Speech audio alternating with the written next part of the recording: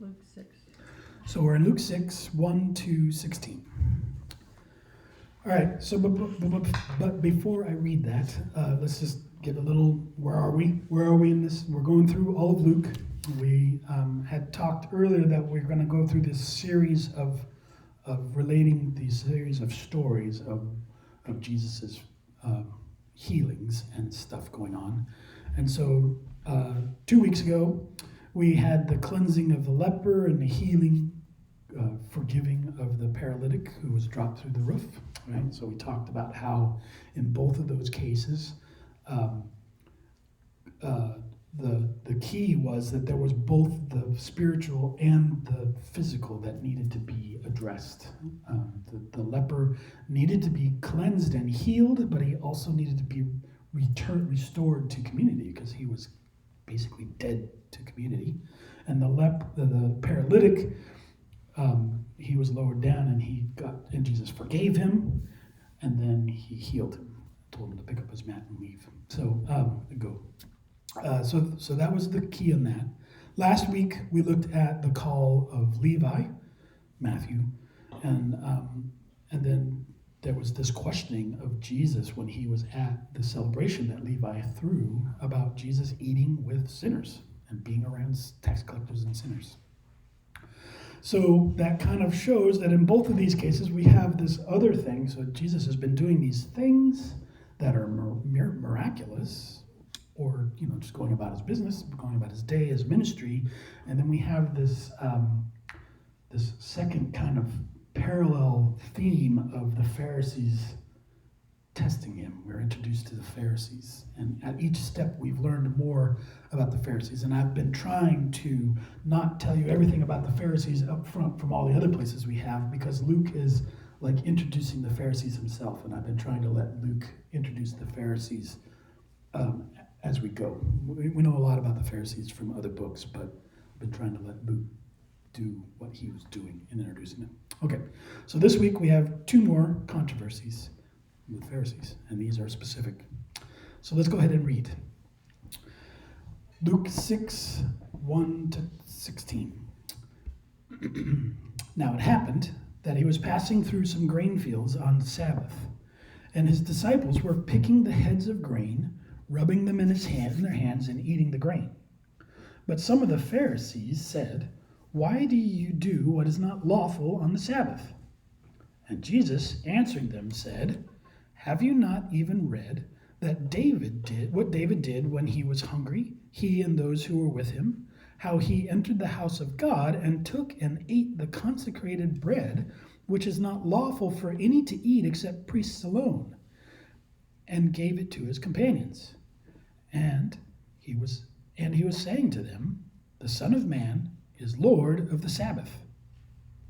On another Sabbath, he entered the synagogue, and he was teaching, and there was a man there whose right hand was withered. The scribes and the Pharisees were watching him closely to see if he healed on the Sabbath, so that they might find reason to accuse him. But he knew what they were thinking, and he said to the man with the withered hand, "Get up and come forward." And he got up and came forward. And Jesus said to them, "I ask you, is it lawful to do good or to do harm on the Sabbath? To save a life or to destroy it?" After looking around at them, he said to them, "Stretch out your hand." And he did so, and his hand was restored. But they themselves were filled with rage and discussed together what they might do to Jesus. It was at this time that he went off to the mountains to pray, and he spent the whole night in prayer to God. And when day came, he called his disciples to him, and he chose 12 of them, whom he also named as apostles: Simon, who he also named Peter, and Andrew his brother, and James and John, and Philip and Bartholomew, and Matthew and Thomas, James the son of Alphaeus, and Simon, who was called the Zealot, Judas the son of James, and Judas Iscariot, who became a traitor. So that's a reading. What do we got in front of us here? Okay, so let's start at the beginning here. Just want to give you a bit of highlight into what's the structure of this. It's interesting to note that, with one exception in these stories that I've outlined in the last 3 weeks, so these 3 weeks, all of the stories have been introduced with the same Greek word, except in one case. And that Greek word means it happened. So there's it happened, it happened, it happened, it happened. Today we get 3 of them, verse 1, 6, and 12. It kind of gets hidden because translators, people don't like using the same word over and over and over again. We're taught that, not to do that. So the translators also changed it. But it's actually in 1, it happened. In 6, it happened on a Sabbath. And in 12, it happened then. So just to note that Luke is being very clear that these are all tied together. These stories are all tied together. They even begin with the same word that isn't used again as we go forward, okay? All right. The second thing here is that we're going to need to know 3 sections of the Old Testament to make this understandable. This first story we have about the grain, going through the fields and grain. There's three texts from the Old Testament. The first one is the last 2 verses of Deuteronomy 23. In those verses, I'll read them in a second. In these verses, we're in a section that has concern about different things in the law. Moses is giving another sermon where he's outlining the law. And here, he's actually talking about things that need to be done concerning neighbors. All right? So specifically, in Deuteronomy 23, verses 24 and 25, we get, "When you enter your neighbor's vineyard, then you may eat grapes until you are fully satisfied, but you shall not put any in your basket." And then 25, "When you enter your neighbor's standing grain, then you may pluck the heads with your hand, but you are not to wield a sickle in your neighbor's standing grain." So, while today we may find this to be stealing, right? If you go into somebody else's yard and you take their stuff, we think of it as stealing. But for the Jewish nation, for Israel, this was specifically prescribed as being one of the ways that Israel is to take care of their neighbors. That they're to allow their neighbors to come and eat the grain if they need it to live. All right? And so basically, according to the law, if you're not actually harvesting, taking away a basket, or using a sickle to cut the grain, then you're able to do this because it provides food that is necessary to you to live. So then we go to our verse 2 here. "But some of the Pharisees said, 'Why do you do what is not lawful on the Sabbath?'" The Pharisees took exception to this and questioned the disciples. Again, just like last week, they're questioning the disciples, not Jesus. But we have to ask, is it not lawful? So our second Old Testament text for today is from Exodus 34. This text is from a reiteration of the 10 Commandments in Exodus. So in Exodus, the 10 Commandments are actually there a couple times. And specifically in Exodus 34:21, "You shall work 6 days, but on the 7th day you shall rest." That sounds like what we remember, right? But in this telling of it, it adds, "Even during plowing time and harvest you shall rest." So, so this is one of those things where I have been guilty of doing this. That I'm busy, I need to work on this. Like this is a season when that's busy, and I just have too much to do, and I need to work on the Sabbath. This says specifically, no, because like harvest and reaping is one of those, or plowing and reaping is one of those times where you have a set amount of time that you need to get stuff done, and so in parts of the world, towards the Midwest, right? You can't tell what day of the week it is because they're just always doing the same thing until it's done. The law specifically says, no, you need to stop on the Sabbath no matter what. But to our point here, it's saying that you're not allowed to harvest. And in the previous text we had, it said, as long as you don't harvest, you can eat from the grain. And so we have this sense that actually they're not breaking the law. They're not harvesting. They're doing what's necessary to live. And the Pharisees are still questioning about it because they're saying that they're harvesting. So strictly speaking, you are not to harvest on the Sabbath, but what the disciples are doing is specifically not harvesting according to the law. So here we see another aspect of who are the Pharisees. So we're getting another aspect of the Pharisees here. We see the part of the Pharisees' logic that they draw a fence around the outside of the law to make sure that you didn't mess up. Like the law says this, well, we're going to say this outside of that. And in this particular case, they actually can't do that without contradicting another part of the law, right? So they're drawing a sign around the wall and saying, well, that part of the law, that's in Deuteronomy, we're going to sacrifice that so that we don't do this other thing, right? And what they've done, Deuteronomy 23 is specifically providing grace to his people. It's specifically being gracious. It's saying this can be done. And the Pharisees have decided that breaking the Sabbath laws are so important that they steal that grace away that God was giving to his people.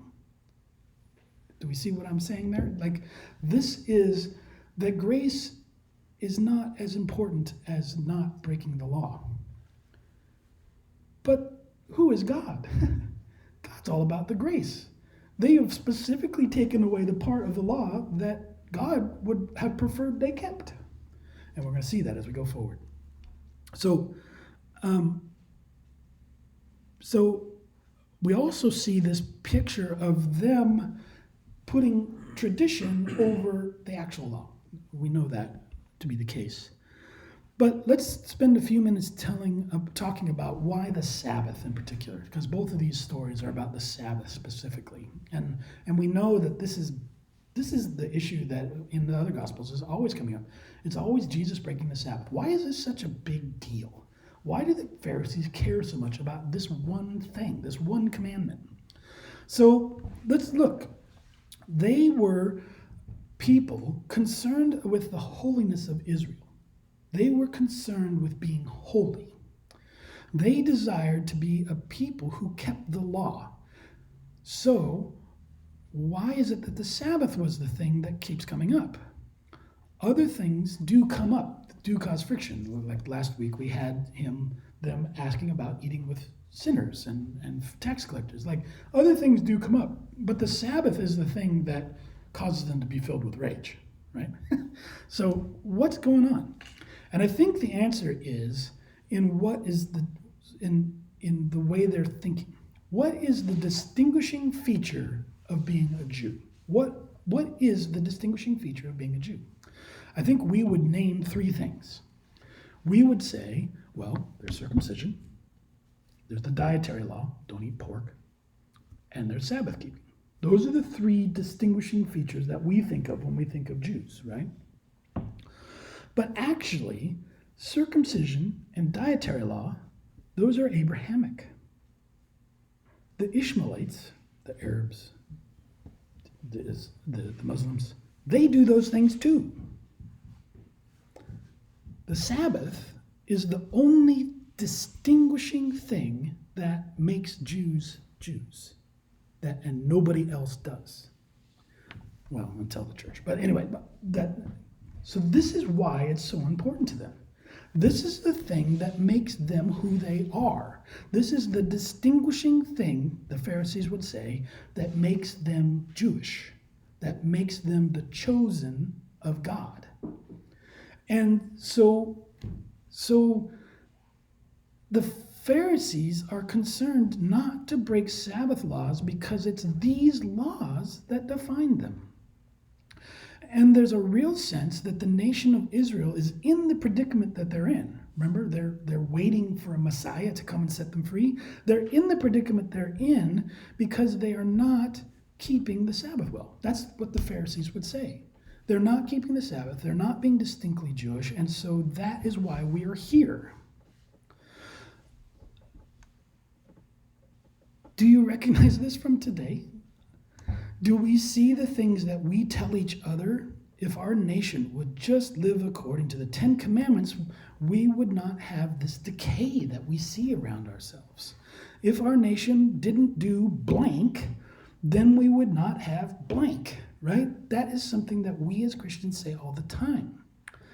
I want to say as an aside, but in response to that, my survey of the prophets, so the prophets were always sent to correct Israel when something they were doing was wrong. And I often find in the prophets that God tells Israel, I don't care that you're keeping the Sabbath. I wish you wouldn't keep the Sabbath because your worship disgusts me. And why do you disgust me? Because you don't treat the poor, orphan, and the alien with the grace that I prescribed. So the Pharisees here are doing exactly what the prophets always, in my reading, always came and said was what the problem was. They were keeping the Sabbath, and they were making sure they kept the Sabbath by rejecting the grace that God specifically told them to do. Okay, I'm going to stop there. Moving on. So verse 3. So what is Jesus' answer? Well, for the second time, last week also, Jesus answered what the Pharisees were asking the disciples. The disciples were saying something. The Pharisees come to the disciples and say, why are you eating with sinners and tax collectors? And Jesus answered. And here again, the Pharisees are coming to disciples. Why are you doing what is not lawful on the Sabbath? And Jesus responds. Isn't this fantastic? Isn't this just what we believe about Jesus? In this little thing, in this little tidbit of part of this story, this is what we actually believe about Jesus, that he redeems us. He answers for our sins on the cross. This is exactly what the gospel is, and here is Jesus doing it for the disciples. This is an echo, a pre-echo of what Jesus is going to do for them. He is already responding to their accusers for them. Okay. That was just something I couldn't resist saying. All right, but what he says is even more shocking to me. That whole conversation we just had about, well, this isn't actually harvesting, so it's actually okay on the Sabbath, and blah, blah, blah, all these little fine details. Jesus doesn't care. That's not the response he makes. And I gave it to us because I wanted to highlight the difference between the way we often approach these things and Jesus. Jesus doesn't say, well, actually, this is okay. He doesn't do the legal fine-tuning, splitting hairs thing. What does Jesus say instead? He says, I decide what can be done on the Sabbath because I, the Son of Man, am the Lord of the Sabbath. That's his response. His response is not well, actually, it's okay on the Sabbath. He's I decide what's okay on the Sabbath. That's his answer. That's his only answer. That's all he says. That's all he says. But he gives an example. He gives an example of David. Jesus gives us this example of David himself deciding to eat the bread meant to be separate, kept separate, to only be eaten by the priests. It's consecrated to God, and only the priest can eat it. David told the priest, that bread, bring it to me so I can eat it. This is in 1 Samuel 2, 1-5. And you'll see this is that third Old Testament verse that we need to keep in mind. He says specifically, the priest answered David and said, there is no ordinary bread on hand, but there is the consecrated bread, if only the young men have kept themselves from women. David answered the priest and said to him, surely women have been kept from us previously, blah, blah, blah. Here, how much more than today will their vessels be holy? So the priest gave him consecrated bread, for there was no other bread there but the bread of the presence. So here Jesus is saying, David, who wasn't even a king at this point, he wasn't the king. He was anointed, but he wasn't the king yet. He comes to the priest and says, give me that bread. And then the priest says, well, it's not for you. And David says, yes, that's right. Give it to me anyways. And Jesus is not condemning David for doing that. He's saying, who do you think that I am? Messiah, son of David? Well, David did this. I do this. This is his argument. David was able to say, this is what actually needs to happen. This is the meaning of the law. Jesus is saying, I'm the son of David. I'm the Messiah. I do that too. I decide what is good and what is not good. And then Luke goes directly into giving us a story that Jesus lays out his main reason for deciding whether to do something or not. And we see it right here. The next story, on another Sabbath day. It happened on another Sabbath. Jesus is still following his habit of going to the synagogue to teach on each Sabbath. But the big question is, why is this man with the withered hand in the synagogue? There's a man with a withered right hand in the synagogue. He is unclean. We know that he's not allowed to be in the synagogue. He was brought into the synagogue, well, probably by the Pharisees. It doesn't say that, because we see the next verse. It says the Pharisees are watching him closely, like they're making sure that he doesn't heal this guy on the Sabbath. So this is a setup. It doesn't say that specifically, but I think this is a setup. The Pharisees have brought an unclean person into the community. They've broken the law in order to catch Jesus breaking their law, the one they don't want to be broken. And the Pharisees were watching him closely. I don't know about you, but when I read that, I get this feeling of lions, like crouching, watching, waiting for something to happen. They're intent on what he's doing. They don't want him to get away with healing this guy on the sly, hidden away on this corner. They're paying attention. Jesus knows this, and he says, you know what? You with the withered hand, come up here in the front where everyone can see. I'm going to do this, and I'm going to be clear about what I'm doing. And so he does come up. Jesus isn't fooled. He knows what's going on. He sees the trap, and he makes it public. They didn't need to be crouched waiting for him. He's going to be very clear. He's going to teach them. And then he says, I ask you. Jesus is claiming to be within his authority. And now he's defining what that means. And he says, is it lawful to do good or to do harm on the Sabbath? Is it lawful to do good or to do harm on the Sabbath? He is saying to not act to heal this man would be to do harm. If I didn't heal this person, I saw him and I didn't heal it, I would be doing him harm. He would continue to be unhealed. I would be doing harm. Is it lawful for me to do good or harm? The Sabbath is to be kept holy. Can it be kept holy by doing harm? He did not get into the argument about whether he was working by healing or not. We get into that sometimes. He defined the Sabbath as to do good or do harm. Which should you do to keep the Sabbath holy? And then he answers it. He asked them. They didn't respond. So he heals. So he does good. He answers the question in action. Doing good is to keep the Sabbath holy. He is saying in this text, these two stories, he is saying, I decide what the Sabbath is. I decide what the law means. I am saying, keep the Sabbath holy by doing good. Straight and to the point.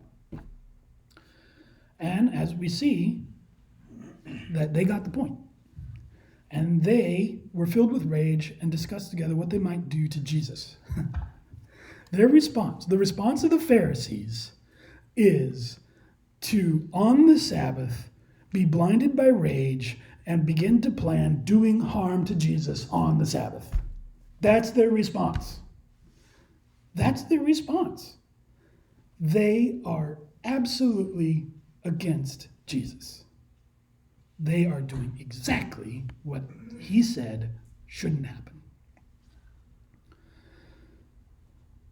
Okay. So why does this next little scene come up? Here we have our third it happened. It happened at this time that he went off to the mountain to pray. Jesus went away to pray overnight, like he spent all night praying. In Luke, Jesus is always portrayed as going off to pray before something significant happens.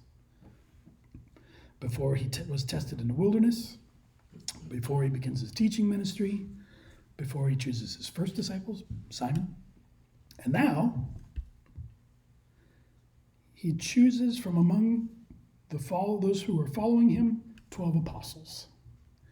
This is the next significant step that Jesus takes. He has gone off to pray overnight, comes back, and this is what he does. Why is this story put right here? Why does Luke choose to put this here? Well, let's work on that. Luke and Acts, Luke is changing the language from previous writings. In the previous Gospels, the 12 were the 12 disciples. Luke and Acts, the 12 are apostles. The book of Acts, in fact, is called the Acts of the Apostles, right? So Luke is staking out a claim here and saying he's making a difference. So what does that difference mean?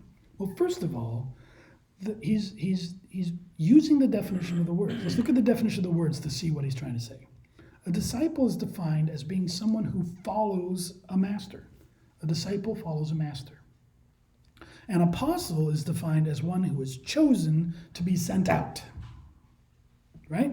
So those are significant differences. That's a significant difference.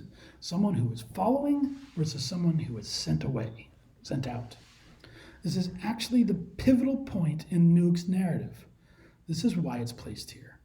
I think Luke is saying at this point, the Pharisees went from being curious and testing him to being against Jesus.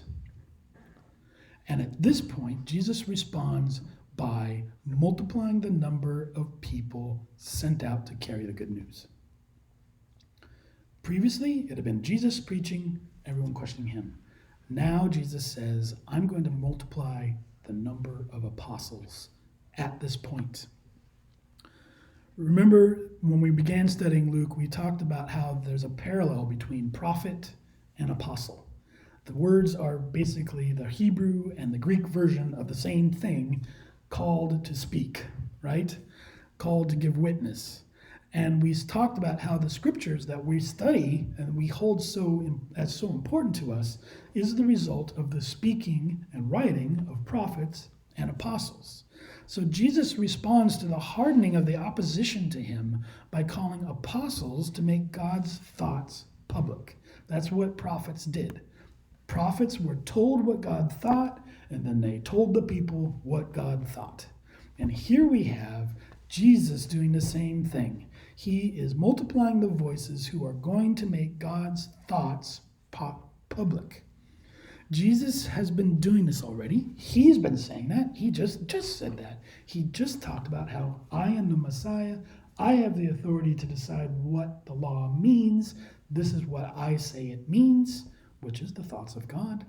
And here he multiplies that. Jesus and the apostles, and I dare say us, the church that lives by the scripture, were sent to the world to address the world that is otherwise against God. That's our role. We are called to go to the world and tell them what God thinks. So here we have a parallel to the big picture of Jesus. There is an opposition to God, and so he sends Jesus. Jesus is here. There is opposition to him. He sends the apostles. And that's where we are. We are in that line. We today are given a choice. We will follow the opposition or we'll follow the response. We'll follow the opposer to Jesus or we'll follow Jesus. We will do good or we will do harm. That's our choice. That's our only choice. We will do good, what God thinks and says is good, or we will do harm, which is not to do that. That is huge. And we don't do that the way the Pharisees did it. We don't do that by hiding the grace or making the grace that God makes available more available. We don't want to draw fences around things and make people do things because this is what the law says to do when it causes them to do harm. We need to be as gracious as God, but we need to speak the truth. No one would accuse Jesus of being soft. I am not saying just let them do what they're doing. I'm saying be like Jesus. Hold to what you know is true. Speak about what you know is true. But definitely don't act in a way that is ungracious, that rebukes God for being gracious. Does that make sense? Am I making any sense there? Like, we can do things in a way that rebukes God. Or we can do things in a way that says God is right. He has the right idea. I don't understand it, but I'm going to do it anyways. And I'm going to do it that way. All right. That's what I have for today. Let's pray.